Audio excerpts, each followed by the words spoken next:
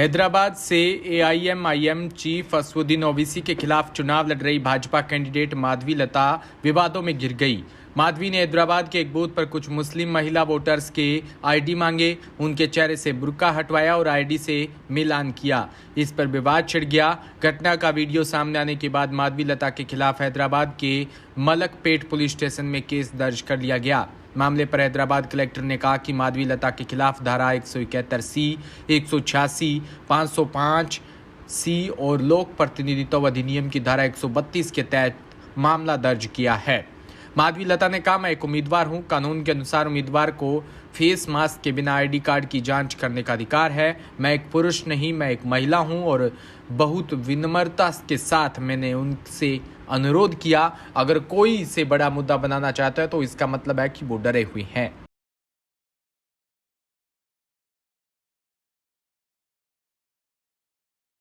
झालावाड़ से खबर, जहां कोटा जिला राजस्थान झालावाड़ ताइक्वांडो प्रतियोगिता का आयोजन हुआ। 100 से ज्यादा बच्चों को ताइक्वांडो कलर बेल्ट से सम्मानित किया।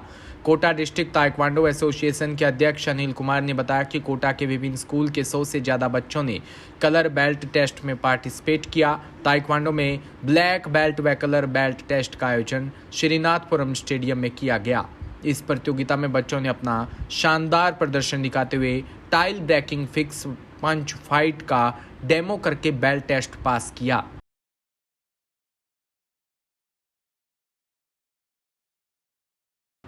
कासगंज से खबर, जहां नगर कोतवाली क्षेत्र के मथुरा बरेली हाईवे स्थित नोवा फैक्ट्री के डीजीएम को कमरे में बंद कर जानलेवा हमला किए जाने का मामला सामने आया है। पुलिस ने घायल डीजीएम को चिकित्सीय परीक्षण के लिए अशोकनगर स्थित सीएचसी पर भेजा, जहां सोमवार की सुबह गांव भिटोना स्थित नोवा फैक्ट्री के अंदर की घटना है। पुलिस को तहरीर के मुताबिक नोवा फैक्ट्री के डीजीएम नरसिंह अपना कमरा नंबर 3 में सो रहे थे। सुबह 7:30 बजे के तकरीबन शिफ्टिंग इंचार्ज राहुल यादव आ गए और उनको तमचा के बल पर कमरे को अंदर से बंद कर दिया।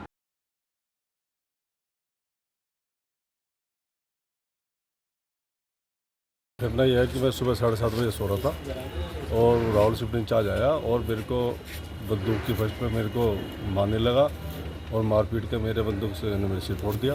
और फोड़ने के बाद में उसने मेरे को जो है, मेरे जो अलमारी खुली हुई थी, सुबह में क्योंकि उठा तो उसमें मेरे 21,000 रुपये, 21,500 लेकर भाग गया। और ये और बोला कि अगर तू अभ्यास दर्ज कराता है तो हम तेरे को बाहर जाने से और मारेंगे। क्या आपने पुलिस से शिकायत की है? पुलिस से शिकायत की है मैंने। सूरतगढ़ से खबर, जहां किसानों के आईसीआईसी बैंक में केसीसी पर अतिरिक्त ब्याज देने, दरें लगाने व फसल बीमा को लेकर किसान नेता राकेश बिश्नोई, पूर्व विधायक राजेंद्र सिंह भादु, ओम राजपुरोहित, मदन ओझा के नेतृत्व में किसानों ने बैंक का घेराव किया। 4 घंटे चली बैंक अधिकारियों से वार्ता में सहमति बनने के बाद धरना समाप्त किया। मौके पर सिटी थाना प्रभारी सुरेश कुमार कसवा भी मौजूद रहे।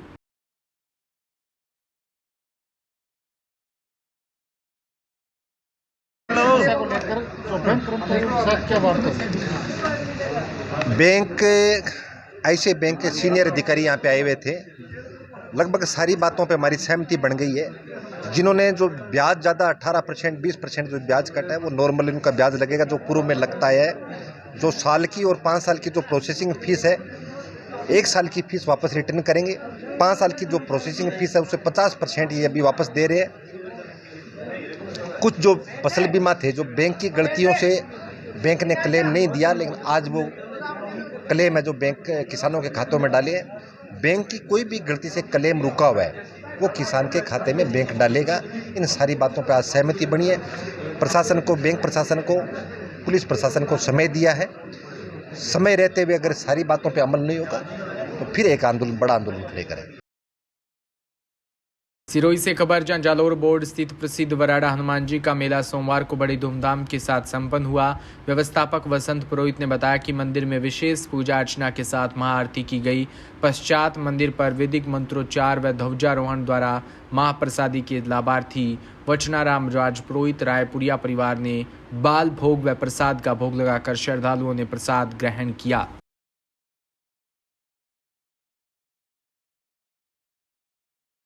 दौसा से खबर, जहां केंद्रीय उच्च माध्यमिक विद्यालय का आज रिजल्ट आने के बाद छात्र छात्राओं व परिजनों में रिजल्ट के प्रति उत्साह व खुशी नजर आई। जिले में दौसा मुख्यालय पर Saint Mary convent school Lalsot road Dausa की होनहार छात्रा पलक गुजर ने स्कूल में कक्षा 10 में 97% अंक लाकर स्कूल टॉप कर मुख्यालय का नाम रोशन किया।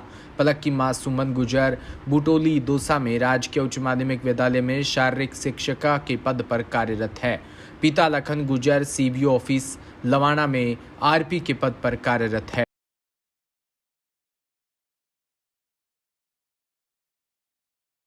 भीलवाड़ा से खबर, जहां सुषमा फाउंडेशन द्वारा आयोजित 11वें रक्तदान महोत्सव में आज गमगीन माहौल में संपन्न हुआ, जिसमें युवाओं ने खबर लेके जाने तक 2500 यूनिट रक्तदान कर दिवंगत हुए अपने नेता को रक्तांजलि देकर सच्ची श्रद्धांजलि अर्पित की। इस रक्तदान शिविर में 5 जिलों की 10 टीमों ने रक्त संग्रहण किया। बेगू विधायक सुरेश धाकड़ ने इस अवसर पर आश्चर्य व्यक्त करते हुए कहा कि ग्रामीण अंचल में इस प्रकार का आयोजन अकल्पनीय है। आज 8 बजे भीलवाड़ा के पूर्व जिला प्रमुख इंजीनियर कन्हैया लाल धाकड़ के द्वारा स्वर्गीय सुषमा देवी धाकड़ व मांडलगढ़ के पूर्व विधायक स्वर्गीय विवेक धाकड़ की तस्वीर पर पुष्पांजलि अर्पित करने के साथ विवेक सुषमा फाउंडेशन द्वारा 11वें रक्तदान शिविर का आयोजन किया गया। संदेश तो ये है कि रक्तदान मेरे ख्याल से सबसे बड़ा दान है। जो रक्त देते ही पहले आदमी को जीवन दान मिलता है। रक्तदान से बड़ा कोई दान नहीं सकता। मानव के लिए सबसे बड़ी चीज़ ये है कि रक्तदान होता है। और किसी मौत के मुंह में जाने वाले व्यक्ति को अगर रक्त मिल जाता तो उसको वापस जीवन दान मिल जाता। ये सबसे बड़ा दान है। हमारे यहाँ की जो टीम है, हमारे यहाँ के क्षेत्र के जो नवयुवक हैं, ग्रामीण अंचल में हालांकि रक्तदान बहुत कठिन काम है, इसमें लोगों का बहुत दान नहीं है ग्रामीण लेकिन पिछले 10-11 साल से हमारे लड़कों में टीम बहुत बड़ी टीम है, इसका बहुत बड़ा इनका योगदान है। और ये हर साल 13 मई के इंतजार करते हैं, इनको तो कहीं किसी करने की ज़रूरत पड़ती है, ना टेलीफोन करने की ज़रूरत पड़ती है, ना बोलने की। तो इसमें ये विशेषता ये है कि जितना भी खर्चा होता है ये भी आपस में डिस्ट्रीब्यूट करते हैं। हमें तक मैं सोचता हूँ ये जो हमारी संस्था है, हमारी जो टीम है, ये हर साल कंटिन्यू रहेगी। इसमें कोई मेरे ख्याल से रुकावट आने वाली संभावना नहीं है। 1000 के आसपास होना चाहिए, 2500 के आसपास होना चाहिए।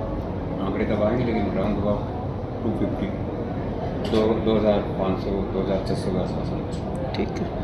इंजीनियर साहब कन्हैयालाल जी धाकड़ की धर्मपत्नी आदरणीय सुषमा जी और मेरे मित्र और यहाँ के पूर्व विधायक स्वर्गीय विवेक धाकड़ जी की याद में आज जो ये जन सैलाब उमड़ा है और जिस तरीके से जो आज रक्तदान का माहौल इस भीषण गर्मी में भी देखने को मिल रहा है, तो निश्चित रूप से धाकड़ साहब के प्रति स्नेह समर्पण और विवेक के प्रति समर्पण दिखाता है। और इतनी दुख की घड़ी के बावजूद भी आज जितने लोग आए हैं और ये सब व्यवस्था भी ये खुद लोग कर रहे हैं, तो ये वाकई में हमारे भाई विवेक जी को सच्ची श्रद्धांजलि है। और मैं तो यही कहूँगा कि इन सब लोगों ने जो आज रक्तदान करके एक समर्पण दिखाया है, तो मैं खुद भी धन्यवाद देता हूँ और आदरणीय इंजीनियर साहब के प्रति और इनके परिवार के प्रति समाज का और आसपास के सभी समाजों के लोगों का समर्पण यहाँ दिखाई दे रहा है। और रक्तदान करने से जीवन बचता है और गर्मी में तो रक्तदान की और ज़्यादा ज़रूरत पड़ती है। तो इस भीषण गर्मी में जिन लोगों ने रक्तदान किया उनको भी बधाई और शुभकामनाएं देता हूँ और भगवान से प्रार्थना करता हूँ कि हमारे मित्र विवेक जी धाकड़ को श्री चरणों में स्थान प्रदान करें। खबर श्री गंगानगर से, जहां 27 ml के बैंक द्वारा नीलाम की गई जमीन के मामले में जिला कलेक्टर ने जांच कमेटी का गठन किया। अब जांच कमेटी 5 दिन में रिपोर्ट सौंपेगी, उसके बाद आगे का निर्णय लिया जाएगा। आज बिंजबायला में किसानों का महापड़ाव रहा। बड़ी संख्या में किसान पहुंचे। किसान नेताओं का आरोप है कि डीआरटी और बैंक की मिलीभगत कर किसानों को लूटने का कार्य किया जा रहा है। किसानों ने कहा कि जांच कमेटी बनने के बाद नीलाम हुई जमीन वापस मिलने की उम्मीद जगी, लेकिन धरना जारी रहेगा। डीएम द्वारा बनाई गई जांच कमेटी पूरे मामले की जांच करेगी और उसके बाद डीआरटी को बैंक के द्वारा पत्र लिखा जाएगा। बिंजबायला में पंजाब एंड सिंध बैंक के आगे 27 ml के किसान रामरख की 19 बीघा जमीन की ऑनलाइन नीलामी के विरोध में पंजाब एंड सिंध बैंक के आगे महापड़ाव डाला गया। जिला कलेक्टर ने प्रकरण की जांच करने के लिए 3 सदस्यीय कमेटी का गठन किया और वार्ता के लिए किसान संगठनों के प्रतिनिधि मंडल को बुलाया। बैंक मैनेजर, बैंक के एलएमडी, श्रीकरणपुर के डीएसपी संजीव चौहान, पदमपुर तहसीलदार दर्शना देवी उपस्थित रही। किसान संगठनों की तरफ से जीकेएस के रणजीत राजू, कांग्रेस पार्टी के वरिष्ठ नेता राकेश शर्मा, कामरेड रविंदर तरखान, पूर्व विधायक सोना देवी, राकेश थोलिया व सुखवीर फौजी शामिल रहे। और वार्ता सकारात्मक रही।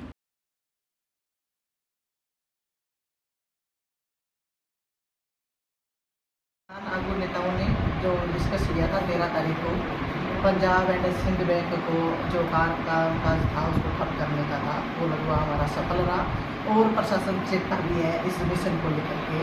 हमारे जो योजना बनाई गई थी किसान नेताओं की, और बिल्कुल हमें आश्वस्त किया गया है कि रामरख को जो ज़मीन जो है 420 के तहत जो दी गई है, कलेक्टर साहब ने हमने जो कलेक्टर साहब को ज्ञापन दिया उसमें 3 मेंबर की कमेटी बनाई गई है और हमें पूर्ण विश्वास है जिस तरीके से आज हमें आश्वस्त किया गया है रामरख की जमीन बिल्कुल वापस मिलेगी। राकेश जी, आप क्या कहेंगे?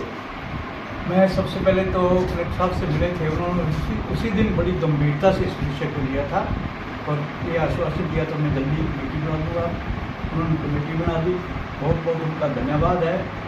और इस तरीके इस आंदोलन का सबसे बड़ा लाभ जो है, जो किसानों के जिनके जो BRT में फाइलें चल रही हैं, उनको हमने जागरूक करने का काम, मोटिवेशन उनको मिला है और सब जगह अब आगे कोई कार्रवाई नहीं होगी ऐसा मेरे को उम्मीद है, क्योंकि सरकार और प्रशासन इस बात पर सचेत हो चुका है। अभी आधी सफलता मिली है, क्योंकि अभी प्रशासन से जो बातचीत हुई है बड़ी पॉजिटिव वे में हुई है और जो डीएम साहब ने जो 3 सदस्यीय कमेटी बनाई है, वो कमेटी का रूप जो बना है जिसमें विजिलेंस, डीएम विजिलेंस है, जिसमें BRT का प्रतिनिधि है, जिसमें लीड मैनेजर है, उससे भी स्पष्ट लगता है कि ऐसा लगता है कि डीएम भी इसमें इंटरेस्ट ले रहे हैं। और जैसे रिव्यू का है, इसका रिव्यू होगा और उसके बाद में 1 टाइम सेटलमेंट के अंदर किसान को रिलीफ मिलेगा। तो हमारा जो प्रोग्राम है आज का वो बड़ा सफल रहा है। हमने आज काम का ठप करने का रखा था और आगे हमने रणनीति जो बढ़ाई है उसमें ये है कि हम इस धरने को लगातार जारी रखेंगे और जब पूर्णता में जीत हासिल होगी हम इस धरने का समापन करेंगे। रविंद्र जी, क्या लग रहा है अभी इस पूरे मामले के पीछे जो ज़मीन जिसने खरीदी है, क्या उसके पीछे भी किसी राजनीतिक व्यक्ति का हाथ है? अभी सर इसमें कहना मेरे ख्याल में मुनासिब नहीं होगा, क्योंकि अभी इसमें कुछ अंदेशा था कि पॉलिटिकल पार्टियों का रोल है इसमें, और जैसे ही इसमें हमें पता लगेगा तो हम इसका खुलासा बड़े बेहतर तरीके से करेंगे। सकारात्मक माहौल में वार्ता हुई और जो हमारी मुख्य मांग थी गरीब किसान रामरख और उसके भाइयों की जो किसान के साथ ज़मीन की लूट हुई थी, एक गबन हुआ था बहुत बड़ा, उसके ऊपर बैंक ने कहा, आश्वासन दिया हमें, वहाँ LMD लीड बैंक के अधिकारी भी थे कि आपका केस रिव्यू किया जाएगा और रिव्यू होने के बाद आपको सेटलमेंट किया जाएगा। सेटलमेंट में ये बात हुई है कि मिनिमम से मिनिमम मेरा मानना ये है कि 9,40,000 रुपया उनका मूल था और मूल में ही सेटलमेंट होनी चाहिए, इससे ऊपर हम 1 रुपया नहीं देंगे। और दूसरी बात जो हम बैंक को कह के आए हैं और DSP साहब बैठे थे कि अब ये मत मानो भी DRT कोर्ट का मसला है, कोर्ट जनता के लिए होती है, एक भारतीय नागरिक के साथ लूट हुई है। अगर DRT या कोर्ट मुकरेगी तो भी हम जमीन को में हल नहीं जोतने देंगे। हाँ, जो रुपया है बैंक सेटलमेंट कर ले, हम बैंक को रुपया दे देंगे, लेकिन 27 लाख में 19 बीघा जमीन कतई सोच रहे कि DRT कोर्ट है तो कुछ और ले लेगी, वो कभी हम जाने नहीं देंगे। राजू जी, उपखंड अधिकारी 13 दिन से धरना चल रहा है, एक बार भी धरने पर नहीं पहुंचे, इसको आप किस तरह से देखते हैं? बताया जा रहा है कि स्टे ऑर्डर भी उन्होंने तोड़ा, उसके बाद जो प्रक्रिया हुई है उपखंड प्रशासन की तरफ से की गई। ये निंदनीय कृत्य उनका आना चाहिए था, पहली बात तो। लेकिन दूसरी बात, जब हम कलेक्टर साहब को मिल के आए हैं तो कलेक्टर साहब ने कमेटी बनाई है जिसमें एक ट्रिब्यूनल का अधिकारी है, एक उसमें लीड बैंक का अधिकारी है, एक उसमें बैंक का अधिकारी है, ADM विजिलेंस है। तो उसके बाद हो सकता है इनके दिमाग में आया हो कि कमेटी बनने की जरूरत नहीं है, पर उनके एरिया में धरना लगा हुआ है और इतनी बड़ी लूट हुई है तो SDM साहब को आना चाहिए था। DSP साहब यहाँ पहुँचे हैं, तहसीलदार पहुँचे हैं और उनका ना आना कहीं ना कहीं किसान को इग्नोर करने वाली बात है, अच्छी नहीं है। तो आज की वार्ता के बाद क्या समझा जाए कि धरना समाप्त हो चुके हैं, आगे की क्या? आंशिक धरना चलता रहेगा, सुबह 10 बजे से लेकर शाम को 5 बजे तक। अगर हम कल कमेटी को मिलेंगे जाकर, उसके बाद आश्वस्त हो गए हम कि जो इन्होंने बात की है वो पूर्णतः सहमत है, तो कल शाम को धरना उठा देंगे। अन्यथा जब तक किसान को न्याय नहीं मिलता तब तक धरना लगातार चलता रहेगा। हाँ, अगर दोबारा कॉल देकर आदमी इकट्ठे करने पड़े, दोबारा